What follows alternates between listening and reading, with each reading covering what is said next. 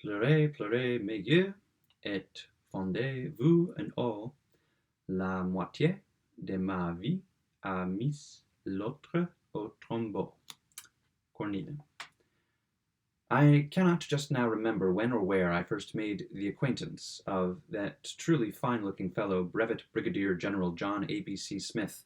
Someone did introduce me to the gentleman, I am sure, at some public meeting I know very well, held about something of great importance, no doubt, at some place or other, I feel convinced, whose name I have unaccountably forgotten. The truth is that the introduction was attended upon my part by with a degree of anxious embarrassment which operated to prevent any definite impressions of either time or place. I am constitutionally nervous. This with me is a family failing, and I can't help it. I am in especial the slightest appearance of mystery of any point I cannot exactly comprehend puts me at once into a pitiable state of agitation. There was something, as it were, remarkable, yes, remarkable, although this is but a feeble term to express my full meaning, about the entire individuality of the personage in question. He was, perhaps, 6 feet in height, and of a presence singularly commanding. There was an air distingué pervading the whole man, which spoke of high breeding and hinted at high birth. Upon this topic, the topic of Smith's personal appearance, I have a kind of melancholy satisfaction of being minute. His head of hair would have done honor to a Brutus. Nothing could be more richly flowing or possess a brighter gloss. It was of a jetty black, which was also the color, or more properly the no color, of his unimaginable whiskers. You perceive I cannot speak of these latter without enthusiasm.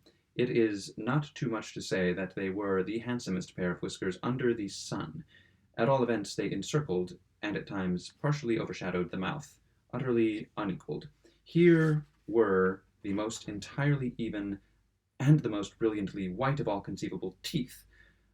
From between them, upon every proper occasion, issued a voice of surpassing clearness, melody, and strength. In the matter of eyes, also, my acquaintance was preeminently endowed. Either one of such a pair was worth a couple of the ordinary ocular organs. They were of a deep hazel, exceedingly large and lustrous, and there was perceptible about them ever and anon just that amount of interesting obliquity which gives pregnancy to expression.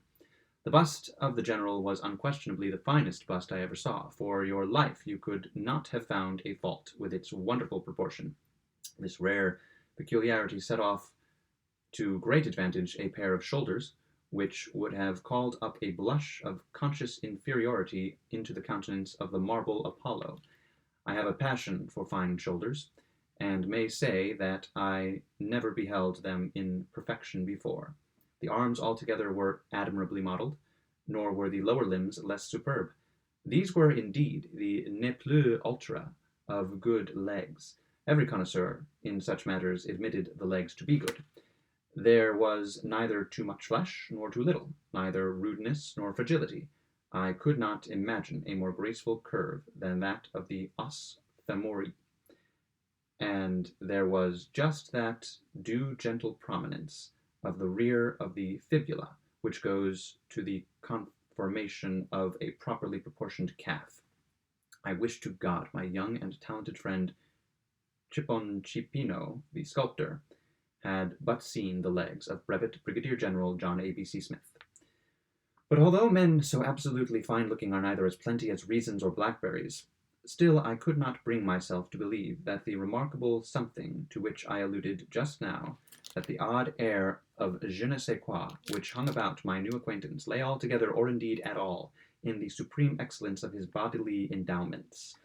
Perhaps it might be traced to the manner, yet here again I could not pretend to be positive. There was a primness, not to say stiffness, in his carriage, a degree of measured and, if I may so express it, of rectangular precision attending his every movement, which, observed in a more diminutive figure, would have had the least little savour in the world of affectation, pomposity, or constraint, but which, noticed in a gentleman of his undoubted dimensions, was readily placed to the account of reserve, hauteur, of a commendable sense, in short, of what is due to the dignity of colossal proportion. The kind friend who presented me to General Smith whispered in my ear some few words of comment upon the man. He was a remarkable man, a very remarkable man, indeed one of the most remarkable men of the age. He was an especial favorite, too, with the ladies, chiefly on account of his high reputation for courage. In that point he was unrivaled. Indeed, he is a perfect desperado, a downright fire-eater, and no mistake, said my friend, here dropping his voice excessively low and thrilling me with the mystery of his tone, a downright fire-eater, and no mistake, showed that, I should say, to some purpose, at the late tremendous swamp fight away down south with the Bugaboo and Kickapoo Indians. Here my friend opened his eyes to some extent. Bless my soul, blood and thunder and all that. Prodigies of valor. Heard him, of course. Heard of him, of course. You know he's the man. Man alive. How do you do? Why, how are ye? Very glad to see ye, indeed, here interrupted the general himself, seizing my companion by the hand as he drew near, and bowing stiffly but profoundly as I was presented. I then thought, and I think so still, that I never heard a cleaner nor a stronger voice, nor beheld a finer set of teeth.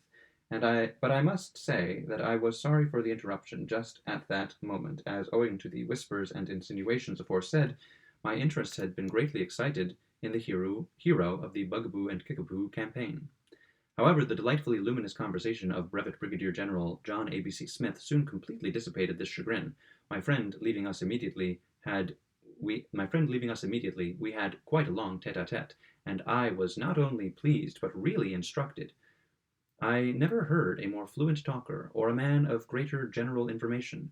With becoming modesty, he forbore, nevertheless, to touch upon the theme I had just then most at heart, I mean the mysterious circumstances attending the Bugaboo War, and on my own part, what I conceived to be a proper sense of delicacy forbade me to broach the subject, although in truth I was exceedingly tempted to do so. I perceived, too, that the gallant soldier preferred topics of philosophical interest, and that he delighted especially in commenting upon the rapid march of mechanical invention. Indeed, lead him where I would, this was a point to which he invariably came back. There is nothing at all like it, he would say. We are a wonderful people and live in a wonderful age. Parachutes and railroads, man-traps and spring guns, our steamboats are upon every sea, and the Nassau balloon packet is about to run regular trips, fare either way only £20 sterling, between London and Timbuktu. And who shall calculate the immense influence upon social life, upon arts, upon commerce, upon literature, which will be the immediate result of the great principles of electromagnetics? Nor is this all.